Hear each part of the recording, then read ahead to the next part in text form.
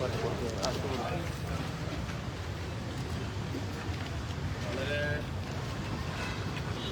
പ്രധാനപ്പെട്ട ഒരു പാലമാണ്.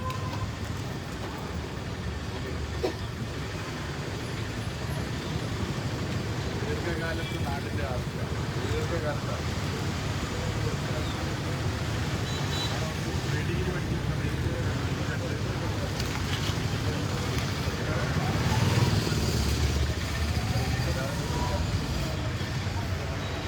ഒരു പാലം എന്നുള്ളത് നാടിൻ്റെ ആവശ്യമാണ്.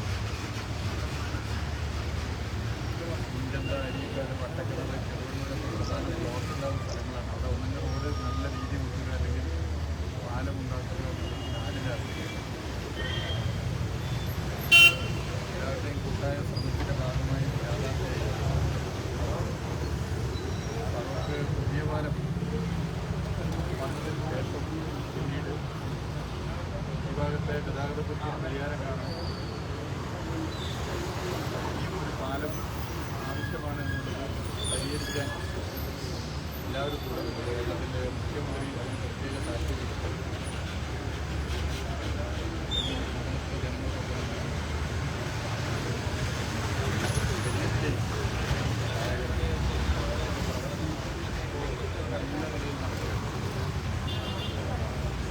ഈ ഗവൺമെൻറ് അധികാരത്തിൽ വരുമ്പോൾ 5 വർഷം കൊണ്ട് 3 പാലങ്ങളുടെ പ്രവർത്തി പൂർത്തീകരിച്ച് നാടിന് സമർപ്പിക്കുന്നു. അതിനൊരു പ്രത്യേക സംവിധാനം വന്ന് വേഗത്തിലാക്കി. ഇപ്പോൾ 200 പാലങ്ങളുടെ പ്രവർത്തി 10 വർഷം കൊണ്ട് കേരളത്തിൽ 2016 ഇൻഫ്രാസ്ട്രക്ചറിൽ വലിയ മാറ്റം ഉണ്ടായി.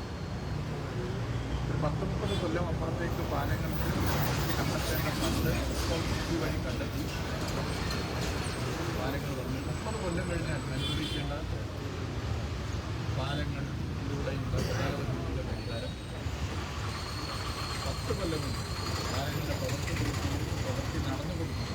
കേരളത്തിന് അനുഭവിക്കാൻ പറ്റുന്നത് ഈ പ്രവൃത്തി 122 പാലങ്ങളുടെ പ്രവൃത്തി വലിയ നിലയിലേക്കുള്ള പുരോഗതിയാണ്. പാലങ്ങളുടെ പ്രവൃത്തി ഗവൺമെൻറ്റിൻ്റെ പൊതുമരാമത്ത് വകുപ്പിൻ്റെ ചുമതല ഏറ്റെടുത്തതിന് ശേഷം കേരളത്തിൻ്റെ മുക്കിലും മൂലയിലും പല പാലങ്ങളുടെയും റോഡുകളുടെയും പ്രവൃത്തി പരിശോധിക്കാൻ നേരിട്ട് പോയിട്ടുണ്ട്. അതിനെക്കുറിച്ച് മനസ്സിലാക്കാൻ പോയിട്ടുണ്ട്. ഈ ഗവൺമെൻറ് 5 കൊല്ലം തികയാൻ വേണ്ടി പോകുന്ന ഘട്ടത്തിൽ ഇതുപോലെ അവസാന സമയം ഒരു പാലത്തിൻ്റെ പ്രവൃത്തി കൂടി ഇതുപോലെ കാണാൻ വേണ്ടി വരുന്നത് ചെറുവണ്ണൂർ പാലമാണെന്നുണ്ടായ വലിയ സന്തോഷം. ഓരോ പാലം പ്രവൃത്തി പൂർത്തീകരിച്ച് കഴിയുമ്പോൾ നാട് ആവേശപ്പെടും. ഇപ്പോൾ ആലപ്പുഴയിലെ പെരുമ്പളം പാലത്തിൻ്റെ ഉദ്ഘാടനം ഒരു ആഘോഷം ഉത്സവമായി. അതെന്ന് പറഞ്ഞാൽ എത്രയോ ദിവസം തുടങ്ങിയിട്ടുള്ള ഒരു ഉത്സവം. ഇന്ത്യയിലെ ഏറ്റവും വലിയ കായലിന് കുറുകയാണ്. അവിടുത്തെ ജനങ്ങൾ രാത്രിയായാലും പുറത്തിറങ്ങാൻ പറ്റും. ഒരാൾക്കൊരു അസുഖം വന്നാൽ ആശുപത്രിയിൽ എത്തിക്കാൻ ബുദ്ധിമുട്ടായി. ആ പാലം വന്നതിന് ശേഷം ജനങ്ങൾ ആഹ്ലാദത്തിലാണ്. പലരും വിളിച്ചു പറഞ്ഞു, ഞങ്ങൾക്ക് സെക്കൻഡ് ഷോ കാണാം, തിരിച്ച് വീട്ടിലേക്ക് വരാം. സെക്കൻഡ് ഷോ കാണാം, നേരത്തെ പുറത്തിറങ്ങാൻ പറ്റും.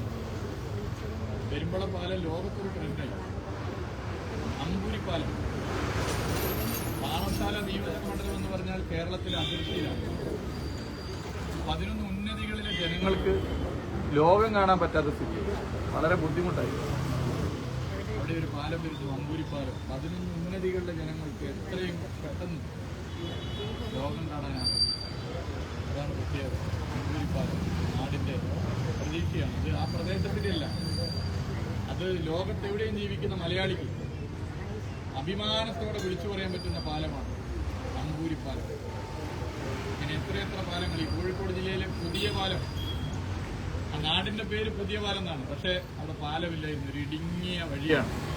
ഇടുങ്ങിയ വഴി, 2 വീലർ ഒന്ന് കത്തിച്ച് പോകാൻ പറ്റുന്ന വഴി. ഞാൻ ഓർക്കുന്ന എത്ര കാലമായി ആവശ്യം. ഡിവൈഎഫ്ഐയുടെ ബ്ലോക്ക് സെക്രട്ടറിയായി പ്രവർത്തിക്കുന്ന സമയത്ത് ആ പാലത്തിൻ്റെ 2 ഭാഗങ്ങളിലുമുള്ള ഡിവൈഎഫ്ഐയുടെ മേഖലാ കമ്മിറ്റികളുടെ സമ്മേളനത്തിൽ പങ്കെടുത്തപ്പോൾ 2 മേഖലാ കമ്മിറ്റി, ടൗൺ മേഖലാ കമ്മിറ്റിയും പറയഞ്ചേരി മേഖലാ കമ്മിറ്റി, വിവിധ സമ്മേളനങ്ങളിൽ ഒരുപോലെ പ്രമേയം അവതരിപ്പിച്ചു. ഈ ഇവിടെ പാലം വേണം. അത് വളരെ മുമ്പാണ്, 10-25 കൊല്ലം മുമ്പത്തെ കാര്യമാണ്. നാടിന്റെ പേര് പുതിയ പാലമാണെങ്കിൽ അവിടെ പുതിയ പാലം ഉണ്ടായിരുന്നു. എത്രയോ കാലത്തെ കാത്തിരിപ്പിന് ശേഷം പുതിയ പാലം എന്ന നാടിന്റെ പേര് മാറ്റേണ്ടി വരുന്നില്ല എന്ന പ്രഖ്യാപനമാണ് അവിടെ ഒരു പുതിയ പാലം. അവിടെ ഇപ്പോഴും ആളുകൾ ഇങ്ങനെ കയറി നടക്കുകയാണ്. കോഴിക്കോട് സൗത്ത് നിയോജകമണ്ഡലത്തിലാണ്. ഇങ്ങനെ എത്രയെത്ര പാലം, കുന്നമംഗലം നിയോജകമണ്ഡലത്തിലെ മനോഹരമായ പാലങ്ങൾ, മലപ്പുറം ജില്ലയുമായി ബന്ധിപ്പിക്കുന്ന എത്രയെത്ര പാലങ്ങൾ, എടപ്പാൾ പാലം തുടങ്ങി എത്ര പാലങ്ങൾ ഓരോ നാടിനും ഏറെ സന്തോഷം നൽകുന്ന എത്രയെത്ര പാലങ്ങൾ പ്രവൃത്തി പൂർത്തീകരിക്കാനായി, വേഗത്തിൽ സമയബന്ധിതമായി പ്രവൃത്തി പൂർത്തീകരിക്കാനായി. ഇപ്പൊ ഈ പാലം നിങ്ങൾ നോക്കൂ. സാധാരണ ഒരു പാലം നിർമ്മിക്കുക എന്ന് പറഞ്ഞാൽ ആദ്യം ഒരു ട്രാഫിക് സ്റ്റഡി നടത്തണം. ഇവിടെ പാലം വേണോ വേണ്ടയോ, അതിന് 1 മണിക്കൂറിൽ എത്ര വാഹനം പോകുന്നുണ്ട്, ഗതാഗത കുരുക്കുണ്ടോ, ആ ട്രാഫിക് സ്റ്റഡി നടത്തി പിന്നീട് അത് റിപ്പോർട്ട് വാങ്ങി പാലം ആവശ്യമാണെന്ന് കണ്ടാൽ പിന്നെ ഒരു എസ്റ്റിമേറ്റ് എടുക്കണം. എസ്റ്റിമേറ്റ് എടുത്തു കഴിഞ്ഞാൽ പിന്നെ പാലത്തിന് വേണ്ട ഫണ്ട് എത്രയെന്ന് കണ്ടെത്തിയതിന് ഭാഗമായി അതിന് ഭരണാനുമതി കിട്ടണം. ഭരണാനുമതി കിട്ടിക്കഴിഞ്ഞാൽ സാങ്കേതിക അനുമതി കിട്ടണം. സാങ്കേതിക അനുമതി കിട്ടിക്കഴിഞ്ഞാൽ പിന്നെ ഭൂമി ഏറ്റെടുക്കൽ പ്രവർത്തനം വർഷങ്ങൾ നീളുന്ന പ്രവർത്തനമാണ്. അപ്പോൾ സാധാരണ ഒരു ട്രാഫിക് സ്റ്റഡി കഴിഞ്ഞാൽ ഒരു പാലം നിർമ്മാണം പൂർത്തീകരിക്കണമെങ്കിൽ 10 കൊല്ലമൊക്കെ ആവുന്ന നമ്മുടെ അനുഭവമുണ്ട്. എന്നാൽ ഈ പാലം നിങ്ങൾ നോക്കൂ, 2022 ഇതിന്റെ ട്രാഫിക് സ്റ്റഡി ആരംഭിച്ചത്. 2022 ഇപ്പോ നമ്മളിവിടെ നിൽക്കുമ്പോൾ 2026 മാർച്ച് മാസം അല്ലെ, മാർച്ചിന് 15-ാം തീയതി 2026 മാർച്ച് 15 നിൽക്കുമ്പോൾ ഇനി കുറച്ച് ദിവസം കഴിഞ്ഞാൽ മഴക്കാലത്തിന് മുമ്പ് ഈ പാലം പ്രവൃത്തി പൂർത്തീകരിക്കും. 3 കൊല്ലം കൊണ്ട് ഇതെല്ലാം നടത്തിയ ഒരു പാലം പ്രവൃത്തി പൂർത്തീകരിക്കും. ഇങ്ങനെയും നാടിന് പാലം നൽകാനാകുമെന്ന് LDF സർക്കാർ തെളിയിച്ചിരിക്കുകയാണ്. നാളെ ആ തെളിയിച്ച പാലത്തിന്റെ പേര് ചെറുവണ്ണൂർ പാലം എന്നായിരിക്കും എന്നുള്ളത് നമുക്ക് മനസ്സിലാക്കാൻ പറ്റും. ഇങ്ങനെ എത്രയെത്ര പാലങ്ങൾ സമയബന്ധിതമായി ഒരു നാടിന്റെ ആവശ്യം മനസ്സിലാക്കിക്കൊണ്ട് ഇടപെടുന്നു ഈ ഗവൺമെന്റ്. ജനങ്ങളെ കൂട്ടിപ്പിടിച്ചിട്ടാണ്. ഇപ്പോൾ ഇവിടെ വ്യാപാരികൾ സഹകരിച്ചു, ജനങ്ങൾ സഹകരിച്ചു, എല്ലാവരും ഒത്തൊരുമിച്ച് നിന്നു. ഒരു പാലം നിർമ്മാണമാകുമ്പോഴുള്ള പ്രയാസം മനസ്സിലാക്കിക്കൊണ്ട് ആളുകൾ ഒരുമിച്ച് നിന്നു. അതിന്റെ വിജയമാണ് ചെറുവണ്ണൂർ പാലത്തിന്റെ നിർമ്മാണത്തിൽ. എല്ലാവരും ഒരുമിച്ച് നിന്നു. കോഴിക്കോട് കോർപ്പറേഷൻ ഇപ്പോൾ സ്റ്റാൻഡിംഗ് കമ്മിറ്റി ചെയർമാനുണ്ട്, ടൗൺ പ്ലാനിംഗ്, ഇവിടുത്തെ കൗൺസിലർ കൂടിയാണ്, ഇവിടുത്തെ ജനങ്ങളാകെയുണ്ട്. എല്ലാവരും ഈ പാലം പ്രതീക്ഷയോടുകൂടി കാണുകയാണ്. ഈ പാലം നാടിന്റെ പ്രതീക്ഷയാണ്. LDF സർക്കാർ നാടിന്റെ ധൈര്യമാണ്. അതാണ് ഈ പാലങ്ങളിലൂടെ കാണാൻ സാധിക്കുന്നത്. അത് നമുക്ക് ഇനിയും ശക്തിപ്പെടുത്തി മുന്നോട്ട് പോകാം. ഇനിയും നമുക്ക് ഇതുപോലുള്ള പാലങ്ങൾ കേരളത്തിൽ കൊണ്ടുവരാൻ സാധിക്കും. അടുത്ത LDF സർക്കാരിന്റെ ഭരണകാലത്ത് ഇതിലും അധികം പാലങ്ങൾ കേരളത്തിന് സമർപ്പിക്കാനാകും എന്നുള്ള കാര്യത്തിൽ ഒരു സംശയമില്ല. ഇതിനോട് സഹകരിച്ച എല്ലാവരും പ്രത്യേകം നന്ദി അറിയിക്കുകയാണ്. കേരളത്തിലെ ജനങ്ങൾ ഈ 5 കൊല്ലക്കാലം പൊതുമരാമത്ത് വകുപ്പുമായി എല്ലാ നിലയിലും സഹകരിച്ചിട്ടുണ്ട്. കേരളത്തിന്റെ മുക്കിലും മൂലയിലും സഞ്ചരിച്ച് പൊതുമരാമത്ത് വകുപ്പിന്റെ പ്രവൃത്തികൾ മനസ്സിലാക്കാൻ വേണ്ടി പോയ ഘട്ടങ്ങളിലെല്ലാം ജനങ്ങൾ കൂടെ നിന്നിട്ടുണ്ട്. ഈ 5 കൊല്ലം പെട്ടെന്ന് കഴിഞ്ഞുപോയ 5 കൊല്ലം ഓരോ പ്രദേശത്തും ഇതിനോട് സഹകരിച്ചവരുണ്ട്. ഓരോ പ്രദേശത്തും പരാതികൾ അറിയിച്ചവരുണ്ട്. പ്രവൃത്തി മെല്ലെയാണെങ്കിൽ വിളിച്ചു പറഞ്ഞവരുണ്ട്, മെസ്സേജ് അയച്ചവരുണ്ട്, പ്രവൃത്തി വേഗത്തിലാക്കണമെന്ന് ചൂണ്ടിക്കാട്ടിയവരുണ്ട്. അവരൊക്കെ പൊതുമരാമത്ത് വകുപ്പിന്റെ ഈ സർക്കാരിന്റെയും കരുത്താണ്. ഫോൺ ഇൻ പ്രോഗ്രാം ആദ്യത്തെ 1 വർഷം നടത്താൻ തീരുമാനിച്ചു. എല്ലാ മാസവും നടത്തി. ഫോൺ ഇൻ പ്രോഗ്രാമിലൂടെ റിംഗ് റോഡ് എന്ന പരിപാടിയിലൂടെ അറിയിച്ചവരുണ്ട്. PWD4 ആപ്പിലൂടെ അറിയിച്ചവരുണ്ട്. മെസ്സേജ് ഫേസ്ബുക്കിലും ഇൻസ്റ്റാഗ്രാമിലും അറിയിച്ചവരുണ്ട്. വാട്സപ്പിലൂടെ അറിയിച്ചവരുണ്ട്. ഇങ്ങനെ ജനങ്ങൾക്ക് പെട്ടെന്ന് പരാതി പറയാൻ വേണ്ടി പറ്റുന്ന സംവിധാനത്തെ എല്ലാവരും ഉപയോഗിച്ചു. അതാണ് ഏറ്റവും വലിയ പിന്തുണ. ആ പിന്തുണ നൽകിയ എല്ലാവരെയും ഹൃദയത്തോട് ചേർത്ത് പിടിച്ച് നന്ദി അറിയിക്കാൻ ഈ വേള ഉപയോഗിക്കുന്നു. ഈ പാലം പ്രവൃത്തിയുടെ പൂർത്തീകരണത്തിന് ശേഷം ഉദ്ഘാടനം ഒരു ആഘോഷമായിരിക്കും.